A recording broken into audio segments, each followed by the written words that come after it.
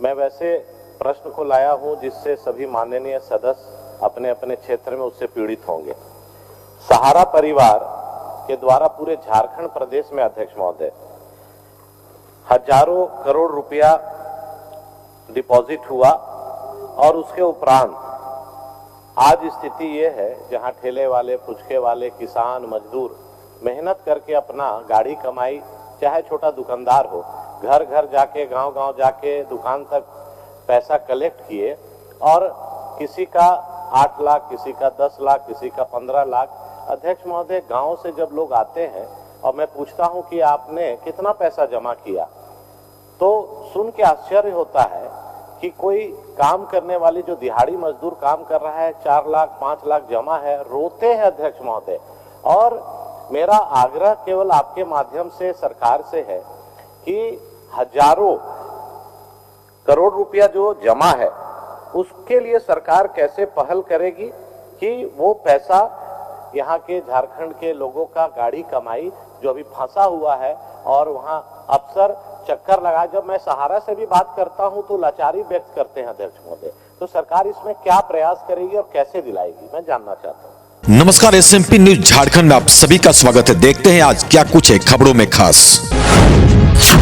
इस खबर को हमको एसएमपी न्यूज के दर्शकों के आग्रह पर फिर से लाना पड़ा है, सहारा से जुड़े मामले को लेकर, क्योंकि सरकार ने इस पर संज्ञान ले लिया है। और यदि आपका भी पैसा नॉन बैंकिंग खासकर सहारा इंडिया में है तो आप इस नंबर पे अपनी शिकायत दर्ज करा सकते हैं। देखते हैं खबर को विस्तार से। महोदय, माननीय सदस्य रवि जायसवाल जी का प्रश्न बहुत ही अहम है। गांव देहात में रहने के कारण, झारखंड में अधिकतर समय बिताने के कारण मैं भी जानता हूं कि छोटे छोटे इन्वेस्टर्स होते हैं और सहारा से उस समय खरीदे, इन्वेस्ट किए और आज ठगे गए। लेकिन महोदय, सरकार की एक सीमा है सरकार की। देखिए, कंपनी 2 तरह की होती है महोदय, एक अनरेगुलेटेड, एक रेगुलेटेड।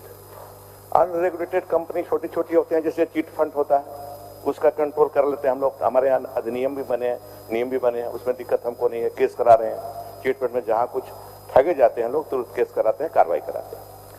लेकिन सेबी सहारा सेबी कर रहे हैं, सहारा परिवार जो है एक लिस्टेड कंपनी है और लिस्टेड कंपनी होने के कारण इसका कंट्रोल रेगुलेटर सेबी है। सेबी है, उस पर बहुत ज्यादा कंट्रोल भारत सरकार, राज्य सरकार का नहीं हो सकता। लेकिन हमारे यहाँ जो दरखास्त पड़े, कंप्लेंट पड़े हैं, उसको हम भेजते हैं परिवार को, सारा परिवार को, और वहां से 2 चिट्ठियां हमको मिली हैं इस संबंध में। इसका उल्लेख तो हमने जवाब में दिया है माननीय सदस्य को।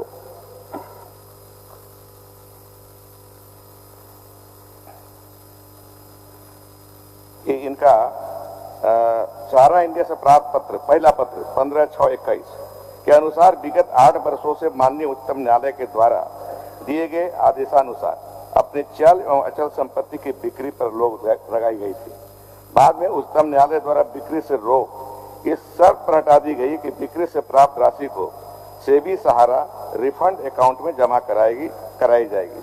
सहारा से प्राप्त पत्र के आधार पर इस खाता में 24,000 करोड़ जमा है देने के लिए, वापस करने के लिए।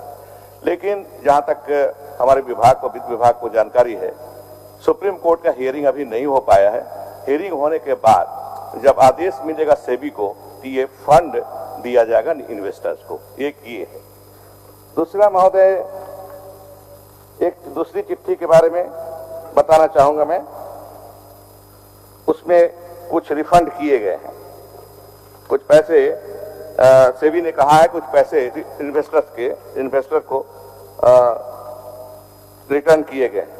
भारतीय प्रतिभूति और विनिमय बोर्ड सेबी वो कुल 19,644 आवेदन प्राप्त हुए थे।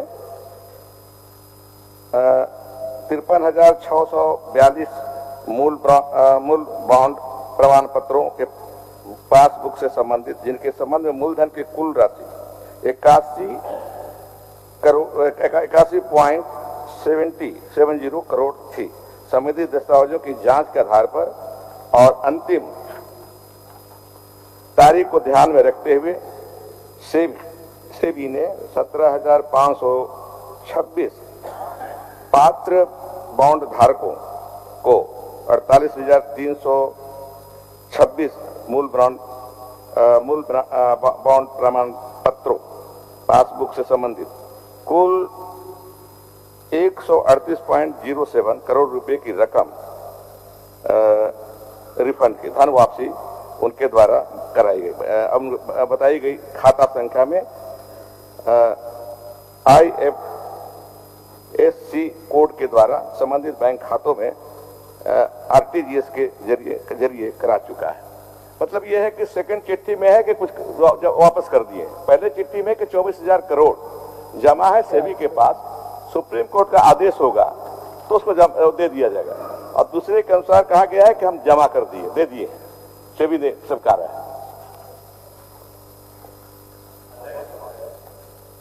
मैं समझ रहा हूं ये मामला इतना आसान नहीं है, ये बड़ा जटिल मामला है, इसलिए कि सेबी का संभावना भी है, सेबी का मामला है, स्टेट के बाहर का मामला है।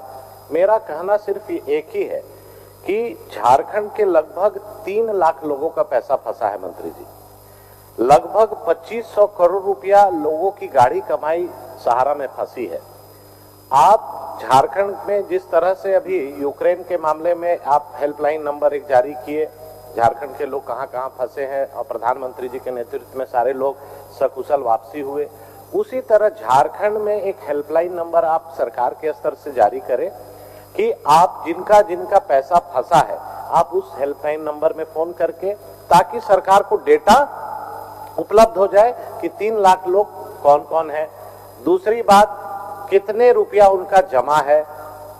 तीसरी बात, उन लोगों का पैसा का जब आपको आकलन पता चलेगा कि 2500 करोड़ 3000 करोड़ यहाँ के मूलवासी का, यहाँ के किसान का, यहाँ के मजदूर का, यहाँ के आदिवासी का फंसा है और सरकार इसको गंभीरता से प्रयास करेगी।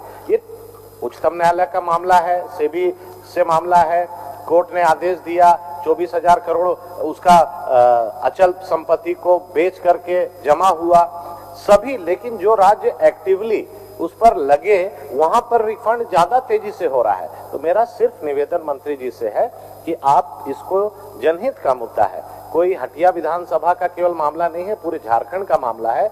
और 65,000 लोग जो सहारा में काम करते हैं उन लोग का जीना मुश्किल हो गया है। उन लोग को मतलब मैं बोल नहीं सकता हूं कि उनका जीना मुश्किल किस तरह से हो गया है, किसी का जान भी जा सकता है, क्योंकि लोग आक्रोशित है। इसमें आप पहल करिए और वैसे लोगों के परिवार को पैसा वापसी कराने में मदद कीजिए।